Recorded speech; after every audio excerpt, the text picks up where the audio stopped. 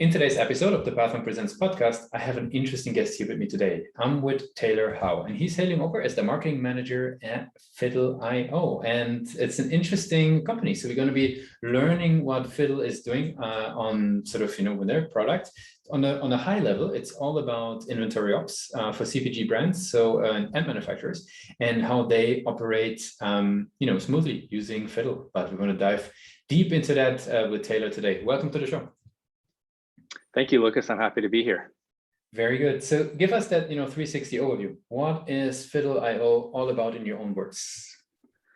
You already touched on it a little bit, but it's inventory operations software for CPG brands and also manufacturers as well. And it's really a way to manage your sourcing, your production, inventory management, all three things in one place. A lot of the customers we work with are using spreadsheets, which we love. Obviously, we use them for a lot of things in-house as well. But a lot of times those spreadsheets start to break. And when they start to break, that's when a tool like Fiddle can help you save a lot more time and help your life be a lot less hectic. Very good. Maybe tell us a little bit about the types of companies. Also, obviously, like CPG gives it away a little bit, but give us an idea, like what are the types of companies that are onboarding on Fiddle? Yeah, for sure. So CPG brands is really our target audience, but even CPG brands sometimes don't know that they're a CPG brand. It's one of those acronyms that isn't super well known with everyone, but it's kind of just the simplest way that we can categorize who our product is for. For example, before I joined Fiddle about a year ago, I was a partner and the main marketer at a CPG brand, and I didn't know that it was a CPG brand. It was a skincare company. And I always called it an e-commerce kind of organic skincare brand. And it wasn't until I joined Fiddle that I learned that CPG stands for consumer packaged goods, for those of you who don't know. And so that's basically anything that you would find at a grocery store. So our main customers are food brands, beverage brands, supplement companies, pet food, beauty, skincare, that kind of thing. So if you're in a grocery store, anything besides like the magazines, and if they sell clothes and that kind of thing, maybe not as much, but kind of the main things you would find there. Those are the types of customers that we work with. We add manufacturers as well because Fiddle's roots are actually in manufacturing. Our founder still owns a supplement company that he's run online for 10 plus years. And he started Fiddle because one of his best friends he was partnered with in the supplement brand, and they were having a lot of problems with their co-manufacturer, having delays in the production process, problems with communication, product not getting made right, not getting made on time, and that kind of thing. And they were talking one day, and his friend was like, you know what, I think I'm just going to start my own co-manufacturer. And our founder, Ken, was like, you should, and I'll help you start it. So they went in on the machines together to start this co-manufacturing facility here in Utah, where we're located. And after his friend had been running the business for a certain period of time, he came to Ken and said, man, we're growing like crazy.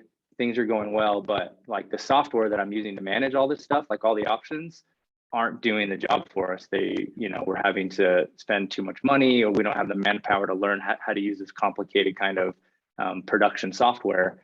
He knew that our founder, Ken, was a developer.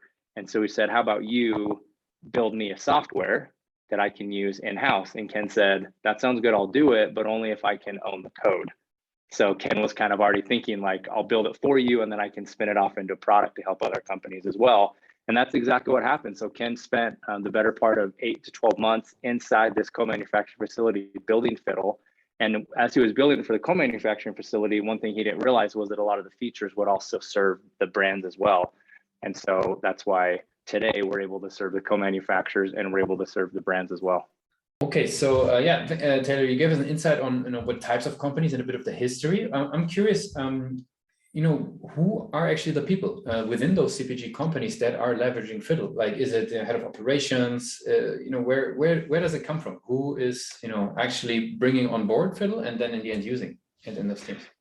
Yeah, you already mentioned one of the groups, and that is the operations leaders within the company. So depending on the size of the company, it could be anyone from the founder or CEO, if it's a smaller brand, to the director of operations, VP of operations type person. And then the users could be anyone on the operations team or in like a co-manufacturer facility, anyone that's really helping produce the products would be a user in the system as well.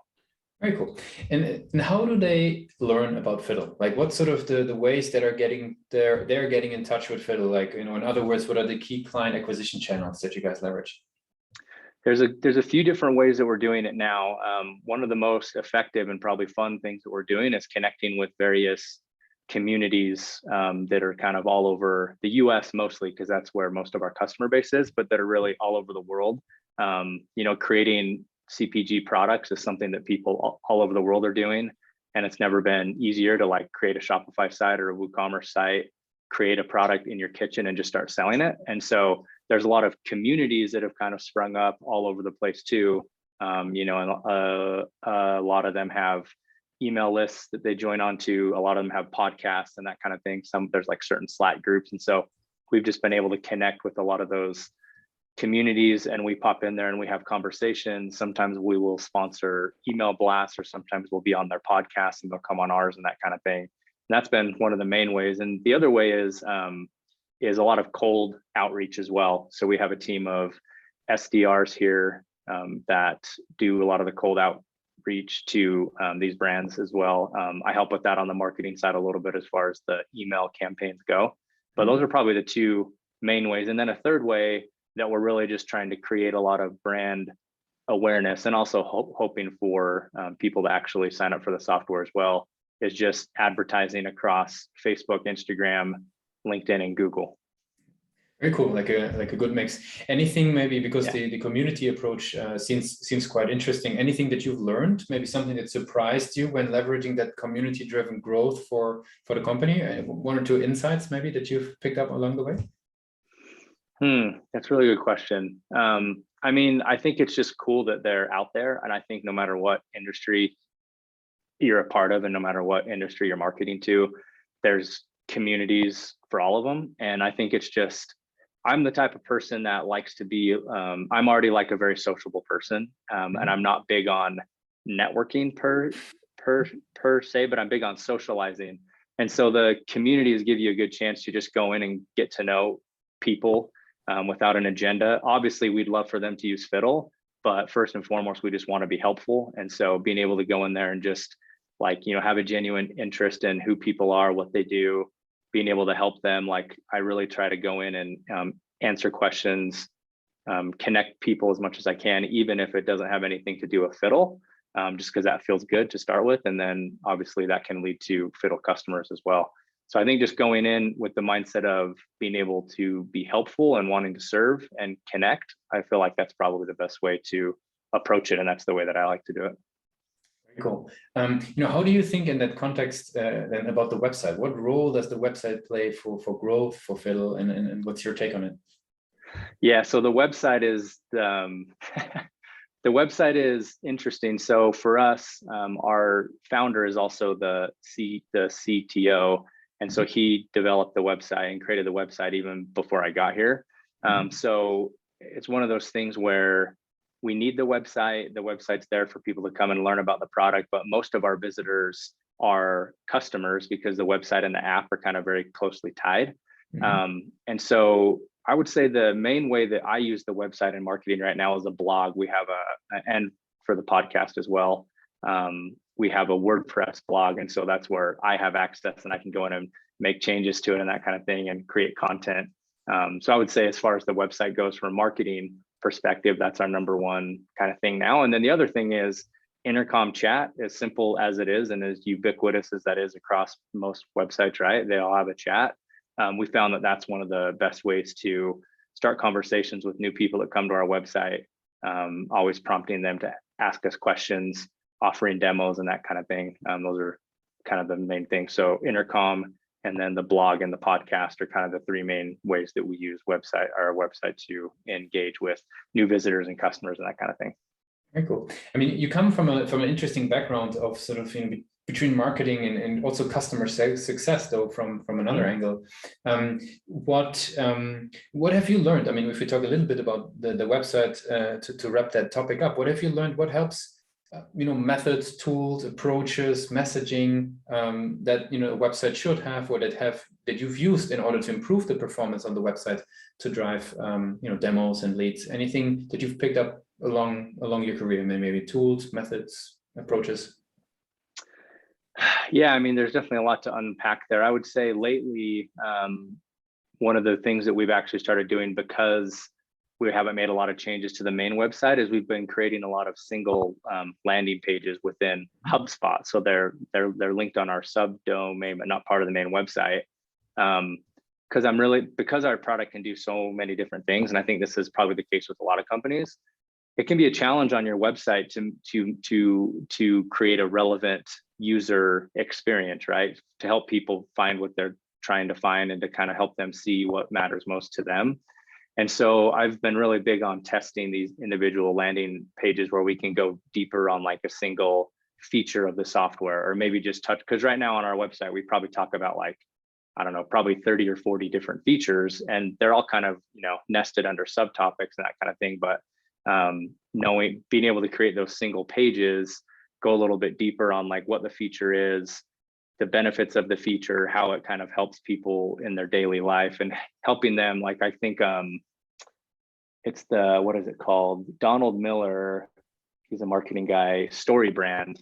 He's really big on the phrase, if you confuse, you lose. And so that's something that I always have in my mind whenever I'm writing copy or kind of thinking about the website. Like, you want to make it easy for people. You want to make it easy for them to know like what you're all about and how you can help them, and not make them work to figure that out. You know what I mean? You mentioned, just for everybody who's listening in who might be curious, was it storyboard or what you said? Sorry, I didn't get the full. Story Brand. Story Brand, yes, for sure. Story it's Brand. Been popping up a couple of times on the show. Very cool. Okay, super interesting. So coming from a very feature-driven website to one where you actually explain more the story and the benefits. Very interesting. I want to switch gears a little bit. We've talked about Fiddle quite a bit. We talked about growth and the website. I'm curious about how you personally educate yourself as a marketer. There's so much content out there. Like, where do you like to read, and what are your your go-to places to educate yourself? It changes a lot. When I first learned about marketing, digitalmarketer.com was kind of my go-to resource. They have a lot of communities and programs that you can join, and I found that to be really helpful at the time. And I still read their stuff and consume a lot of their content.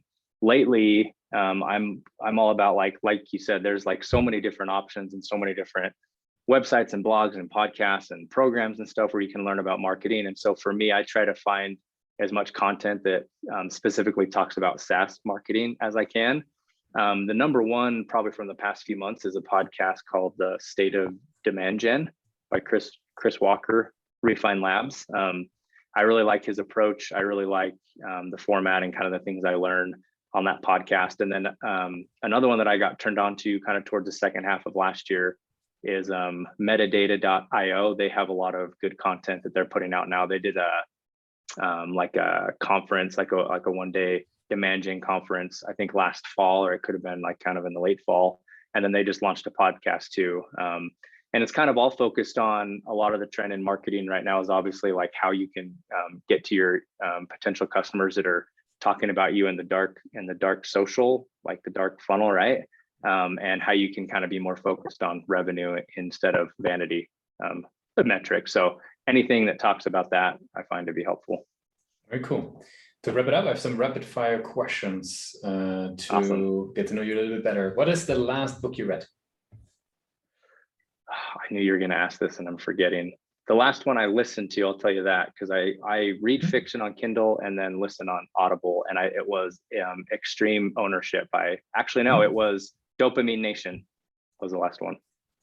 What's one single thing your company is focused on the most at the moment? Helping our customers scale their businesses. If there would be no boundaries in tech, what's the one thing you would fix for your role today? Be able to make changes to my website as easily as I can just pick up a pencil and write words on a piece of paper. What's the last thing that kept you awake at night about the company? Booking more demos. Mm-hmm. what is one advice that you would give yourself, right? If we would go sort of, if we do a little bit of time travel, right? And we go back to the days of the University of Utah, right? Now you're heading out of formal education. What's the one advice you would give yourself for your career in marketing and tech? Take action on things more than you think about things. So favor action over analysis as much as you can. Hey, I appreciate you joining us for the Pathway Presents podcast today. I want to give you the very last word, right? If somebody would be forgetting all that we discussed about Fiddle, what's the one thing that they should remember? Fiddle helps you manage your operations better than a spreadsheet or expensive ERP software. So come check us out.